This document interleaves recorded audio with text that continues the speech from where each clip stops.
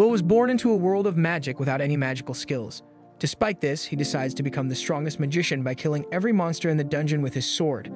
Will is a young boy living in a world where magic is valued more than anything, but unfortunately for him, he was born without any magical talent. Still, he gets enrolled in one of the most prestigious academies. The problem is, how can someone without any magical talent succeed at a university like this? He decides to tackle this problem by honing his skills with the sword and regularly heading off to high-level dungeons. There, he fights against giant beasts that shoot magic spells at him, which he dodges using his incredible speed and prowess with his sword. He stylishly slices the monsters in half with a single slash. This is just a warm-up for him, though, as he realizes he needs to deal with dozens of similar monsters if he wants to escape the dungeon alive. This isn't a big problem for him, as he has done this several times before. The next morning, he goes to the classroom extremely tired, where a professor named Edward teaches them about the basics of alchemy and how to produce sulfur, which helps in the creation of explosives. Edward notices Will dozing off in the back, so he calls his name. Unaware, Will keeps snoring until Edward shouts his name, surprising him. Will stands up immediately. Edward calls him out to the front and asks him to demonstrate what they were just talking about. Without any other choice, Will steps forward. Will is forced to go in front of the entire class to demonstrate the process. Edward tells him that it's super easy and all he has to do is produce some flames and sulfur will be created. Will shakily takes out his wand and chants the spell to bring forth flames, but to his dismay, not even a small spark emerges from the wand. All the students start laughing at him as if he were a stand-up comedian, but the teacher tells them to shut up. Edward looks at Will with disgust and claims he has no idea how someone like Will can be so good at theory, but utterly fail at any kind of practical magic. He wonders how Will even got selected for this academy. Suddenly, a red-haired boy named Cheyenne takes out his wand and confidently points it toward the items on the desk, using his flame magic to completely burn them and create sulfur while Will cowers behind the flames. Edward tells them not to do anything without permission as he immediately creates a huge crystal of sulfur with his magic spell. Edward tells them that magic is the most important thing in this world as mages are heroes, and to survive at this academy, the students need to be good at magic. Fools who have no idea how to control magic should simply leave the academy. After the class is over, Cheyenne and his friends corner Will and embarrass him by saying that he can only kill low-level dungeon monsters. But a classmate and childhood friend of Will's named Khalid steps in and tells Cheyenne to leave him alone as he is much nicer than him and his group. Cheyenne gets a bit flustered but laughs it off, claiming that kindness and hard work won't get you very far without magic, before walking away with his goons. Khalid and Will start walking while she tells him not to worry too much, but Will seems pretty used to this bullying as he looks towards the sky, claiming that it looks beautiful. It turns out that several years ago, humans were trapped under a layer of darkness and never saw the sky because they lived in fear of some evil spirits who cast a shadow over the entire world. Thankfully, 5 legendary mages stood up to the evil spirits, and after a huge battle, they managed to push them back, freeing the humans from the darkness and showing them what the real sky looked like. These mages were known as Magicless, and that title now passes down to the most powerful mages in the world. Will remembers the promise he made to one of his childhood friends, Elfie, who used to show him storybooks about the Magicless. They made a pact with each other that they would become Magicless one day. Elfie kept her end of the deal as she had incredible talent and quickly rose through the ranks to become the youngest Magicless in history, eventually living in the Divine Tower. Meanwhile, Will turned out to be far below average, barely clinging to the dream and the promise. Later that day, Will goes to meet Professor Worker, who ends up screaming at him when he learns that Will went to level 7 dungeons all alone. Professor Worker tells him that one day he will get killed. Will falls to the ground and apologizes, but then asks whether he will get the credit for it or not. Worker takes a sigh and awards Will 2 credits for his troubles. While Will is busy celebrating, Worker asks him if he still hasn't given up on his dream to become a Vander. Worker explains that to even have a small chance of becoming a Vander, Will needs to get admitted to the Upper Institute. To do that, he needs a lot of credits in writing, spell work, and fighting. Since he can't use any spells, he will never get any credits for spell work. So no matter how many credits he gets in the other 2, he will never qualify. Will claims that no matter what, he is going to try. Worker tells him that first he will have to graduate, but as far as he knows, Will needs 4 more credits by the end of the week. This shocks Will, who immediately starts searching for monsters that can give him the 4 credits. Worker tells him that there is a monster called Baskerville on the 6th floor which hasn't been defeated yet. Will immediately hugs his teacher, but unbeknownst to them, Cheyenne overhears this and decides to head out to the dungeons himself to kill the monster before Will, so he gets kicked out of the academy for not having enough credits. Later that evening, Will enters the cave alongside his cat, Kiki, and tells her to use her nose to find the monster. Kiki doesn't seem too keen on it, as the last time Will fought a basilisk, she ended up getting burnt by its breath. On the other side, Cheyenne and his cronies also enter the 6th floor, determined to find the beast before Will, so he gets kicked out. One of his underlings with pink, feminine hair asks if it's a good idea for just 3 mages to enter the 6th floor. Cheyenne looks at him angrily, claiming that he is one of the best mages in the class and can deal with it. Suddenly, a huge monster appears and punches the spiky-haired boy so hard that he becomes a pancake on the wall. Cheyenne is beyond shocked, unable to move, while the feminine underling starts screaming in terror. Will overhears the scream and immediately gets up, running with the speed of lightning toward the noise as he worries about someone getting hurt. He turns a corner and spots Cheyenne on the floor, shooting fire blasts at the monster, who doesn't seem bothered by it at all. Will immediately recognizes the monster as the Sentinel, an extremely strong monster worth 10 credit scores, and wonders what it's doing on this level of the dungeon. He realizes that Cheyenne's magic is nothing to the monster as it completely ignores the flame blasts and keeps moving toward the terrified boy on the floor. Will thinks about helping him, but suddenly remembers all the times Cheyenne ridiculed him for no reason. This makes him want to shut his eyes and pretend he never saw it, but then he remembers Elfie, who told him that he is the kindest person she knew and gifted him a pair of glasses. This reminds him of who he truly is, and he puts on the glasses just as the monster raises its weapon to finish the cocky brat once and for all. Will blocks the monster's attack just in time and forces it away, saving Cheyenne's life. Back at the academy, Edward enters Worker's room and tells him to immediately send his familiar into the dungeons, as Shed and his lackeys went inside to the 6th floor without permission. Worker realizes what has happened, but tells Edward not to worry, as Will is also on the same floor. Back in the dungeon, Will clashes with the monster again and again, blocking its attacks and outmaneuvering it before delivering a swift slash to its arm, slicing a finger off. The monster angrily tries to attack, but Will dodges it, moving through the air like an eagle. The monster finally catches Will, but he manages to block the blow with his sword. He gets blasted back, and the monster throws rocks at him, which he slashes through effortlessly. He jumps around the monster and manages to land on its back before stabbing it right through the neck. The monster starts flailing while Cheyenne is beyond shocked to see Will's capabilities. Back at the academy, Edward is also shocked to see this, while Worker claims that Will is an outcast because he has no magic but possesses superhuman strength for a mage. He is as hardy as a dwarf, and his brain is so capable that he learns all the attack patterns of any race just by having one look at them. They watch as Will manages to slash off the monster's arm and then calmly walks towards the giant sword on the ground. Will picks up the giant sword effortlessly. Worker tells Edward that in a world filled with magic and wizards, Will is the only warrior. The monster shoots an energy beam out of its mouth, but Will manages to block it with a giant sword and slashes it at the monster, slicing it into little pieces. The monster falls to the ground, not moving. Will then walks over and offers Cheyenne his helping hand, who still looks shocked. Edward can't believe his eyes and screams at Worker that a person without magic can never surpass a magician before storming out of the room. Worker realizes that Edward is in denial and knows that Will's story is going to become legendary. He sees Will turning the world upside down by making Wistoria the only place in the world where a wand and a sword meet. This wraps up the first episode of Wistoria, Wand and Sword Recap. If you enjoyed it, please hit the like button and don't forget to subscribe. Thank you for watching. 5 years ago, Will was mistreated by his peers because he couldn't use magic. They mocked him and questioned why he was even at the academy. Some believed he was only there to be with Elfie at academy, and now that Elfie had become a Magicless, they thought Will would soon be expelled. One day, the headmaster Cauldron summoned Will and Worker to her office. She handed Will a knife and attacked him with various spells. Will protected Worker and sliced through the spells one by one. Worker was amazed and the headmaster laughed, approving Will's enrollment. Worker asked if she was sure, given that Will couldn't use magic. Will replied that it was exciting to see someone talented with a sword instead of a wand. Will asked if he could climb the tower and catch up to Elfie by studying magic at the academy.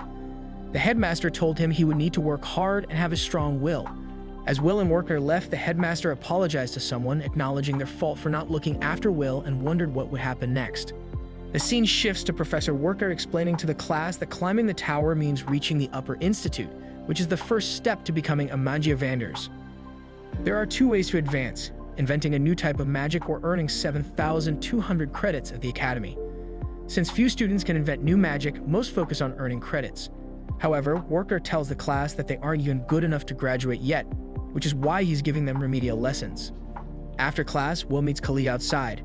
She asks if the class was intense again, and Will confirms it was, with continuous practice tests and magic drills.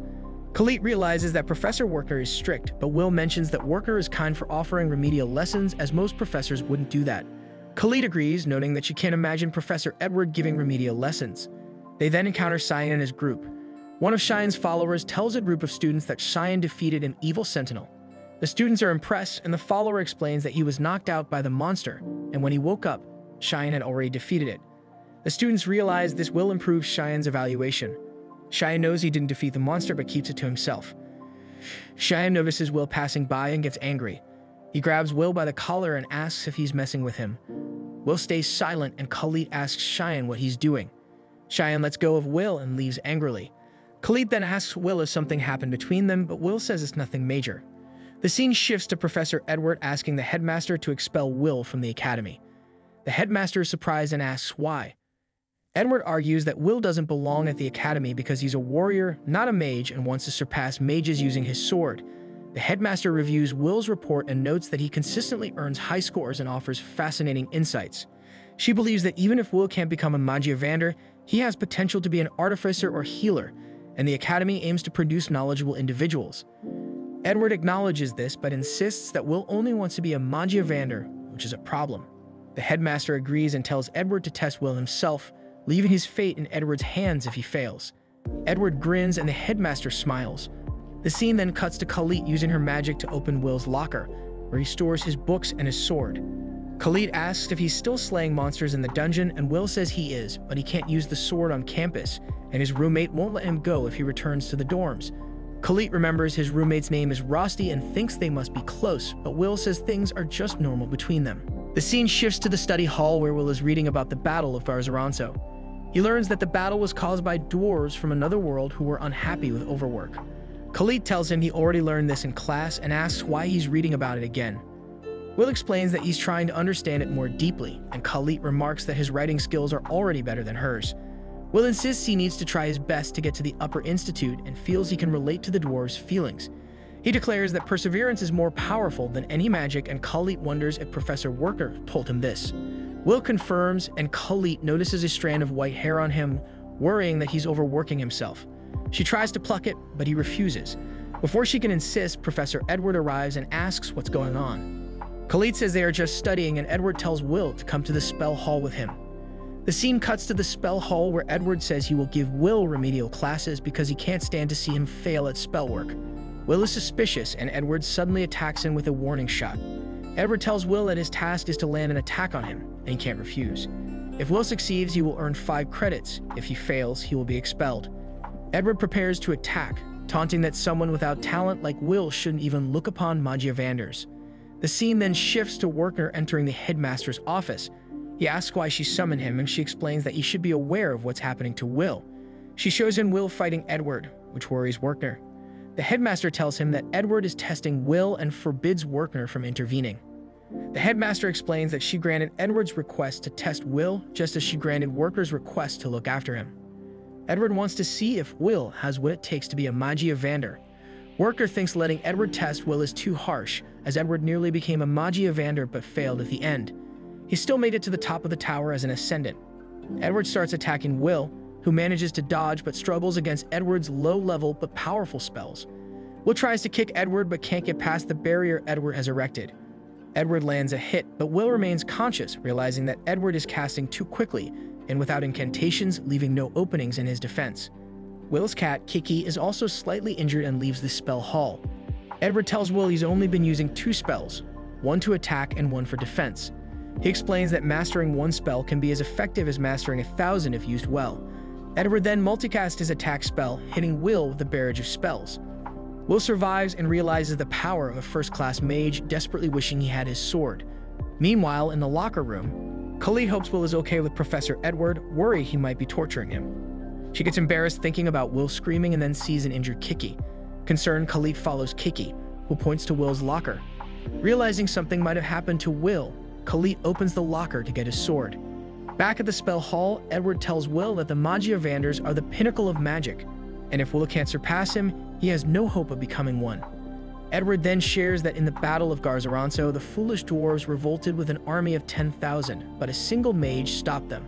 He steps on Will's head, telling him to accept that the wand is mightier than the sword and to abandon his foolish ambitions.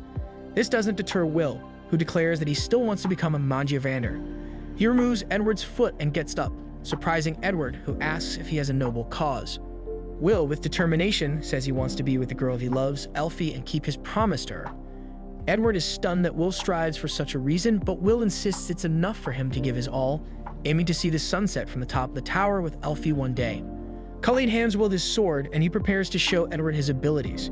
Edward attacks with a spell, but Will slices through it, surprising Edward, who realizes Will is wielding a Moria's sword. Edward launches a barrage of attacks, and although Will is afraid and shaking, he knows he must face this challenge to become a Magicless. He dodges Edward's attacks, closing the distance between them, and explains that despite the mage wiping out the dwarves in the Battle of Garzarum, a dwarven general Gareth managed to land a single blow on the mage, earning his respect. Will believes that, in that moment, the sword was equal to the wand. He jumps and prepares his final attack. With a single strike, he breaks Edward's barrier. Will attacks Edward, who prepares to cast a spell. After their confrontation, Will manages to scratch Edward. Although Edward is not pleased, he awards Will 5 credits and leaves. Khalid checks on Will and realizes he's not okay. The headmaster ends the broadcast of their fight, and both she and Worker are surprised that Will managed to break Edward's barrier. The headmaster acknowledges Will's undaunted spirit. Meanwhile, outside the Magical Academy dorms, Rossi is making food for Will, hoping he comes back soon. Will dreams about the day Elfie told him he was the kindest and bravest person she knew before giving him special glasses as her parting gift. It was the day she had to go to the tower forever because she was a Magicless. As she walked away, Will cried out Elfie's name, promising he would reach the tower no matter what. He promised they would see the sunset together, just like they had always dreamed. Tears filled Elfie's eyes as she heard this, and she turned around, wiping her tears, telling Will she would be waiting for him. Soon after, Elfie climbed the stairs of the tower, leaving Will alone and heartbroken. Professor Worker tried to comfort him, but it made Will cry even more. However, Will promised his professor that this would be the last time he would cry. Back in the present, Will is delivering newspapers early in the morning. After finishing his work on the street, an old, bulky man named Don greets him and tells him to do his best. Will hastily climbs a flight of stairs but trips, sending all the newspapers flying. With lightning-fast reflexes, he grabs all the newspapers except one. As he picks it up, he reads a news article about Elfie, who has just created another type of magic. She has become the first mage in history to create 12 types of magic. Determined to work hard so he can stand by her side, Will reads further and discovers that the Upper Institute has issued an order to the Academy students, and the client of the order is Elfie. Freaking out, Will runs to his dorm and asks his roommate Rosie to make a magic device for him. When Rosie asks why he is so excited, Will explains about the order Elfie has issued and that he plans to take part in it. Will begins changing into his uniform while telling Rosie that the order is to get the cores of monsters called Frostwalkers, which are found on the 4th floor of the dungeon. Elfie needs them as catalysts, and every student who helps will be rewarded. That's why Will wants Rosie to make a magic item to help him clear the 4th floor. Seeing Will so excited, Rosie laughs and hands him a magic item he had already been working on. Will thanks him and starts to leave, but Rosie stuffs bread into Will's mouth, telling him to take care. Will reaches the 4th floor of the dungeon, but it's crowded with students hunting Frostwalkers for their cores. As Will is about to join in, a huge explosion shakes him. It was Cheyenne's attack, which obliterated many Frostwalkers in one go. While his followers praise him, Cheyenne isn't satisfied. He thinks about his fight with Will and a giant monster, which fuels his rage and motivates him to become stronger. Unaware of this, Will thinks Cheyenne is cool and believes there isn't anything left to hunt, so he heads deeper into the 4th floor. There, Will encounters giant penguin monsters. The monsters are hostile, so he immediately draws his sword, puts on his special glasses, and lunges at them. With a few clean strikes, he slashes the penguin monsters with ease, saving a nerdy girl who was about to be killed. The girl is dumbfounded by what she just saw. Will defeated the monsters using a sword, not magic, which is beyond her comprehension.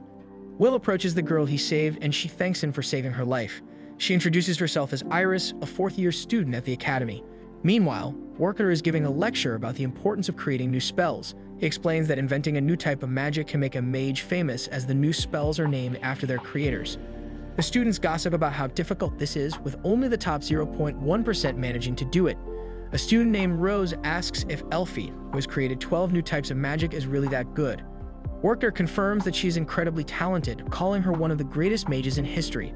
Rose teases her friend Khalid, saying that Will's childhood friend Elfie is special and jokes that Elfie might steal Will away from Khalid. Khalid freaks out and gets scolded by Werkner. Back in the dungeon, Will is walking with Iris, who has heard rumors about him being a talentless book learner. Will asks Iris if she looks down on him. Iris answers that she could never look down on her savior. She respects him for his unique talents, even if he doesn't have magic. Will, flustered, changes the topic to Elfie's order. Iris agrees, saying she wants to help the Magicless who protect their world. Her words make Will think about how no one has seen the true sky.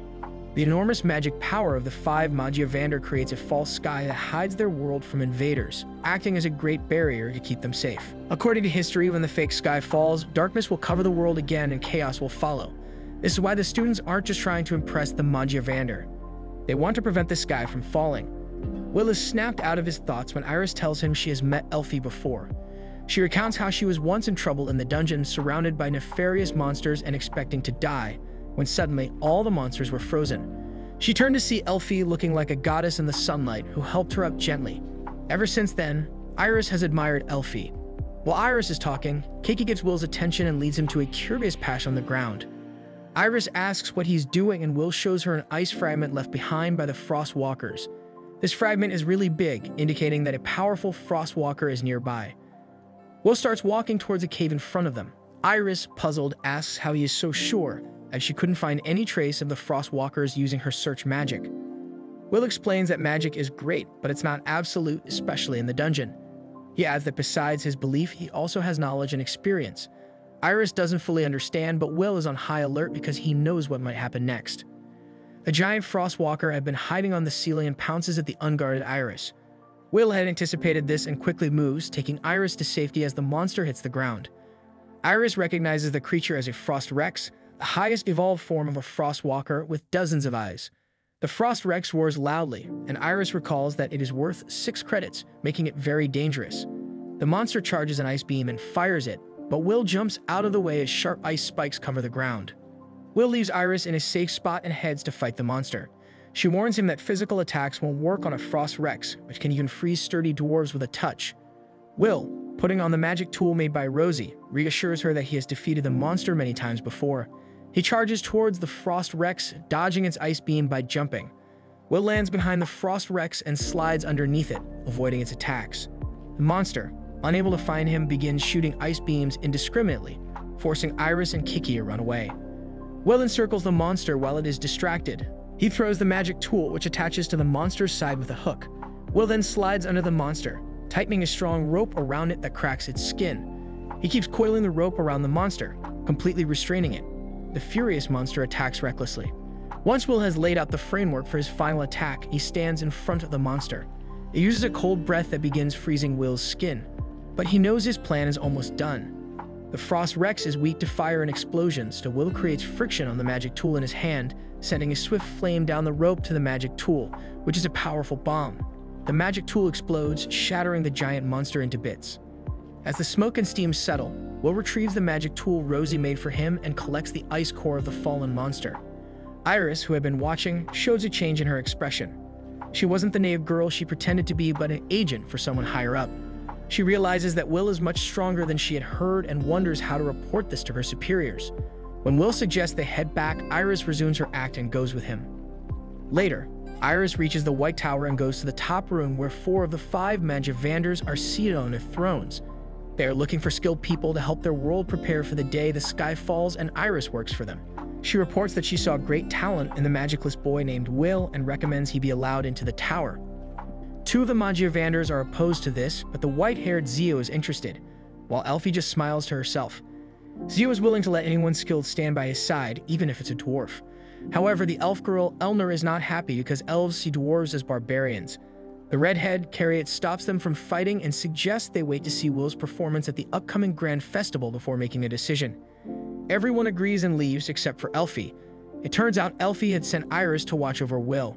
As she takes out the giant ice core Iris brought, she repeats her promise to wait forever for Will. This wraps up the 3rd episode of Wistoria, Wand and Sword Recap.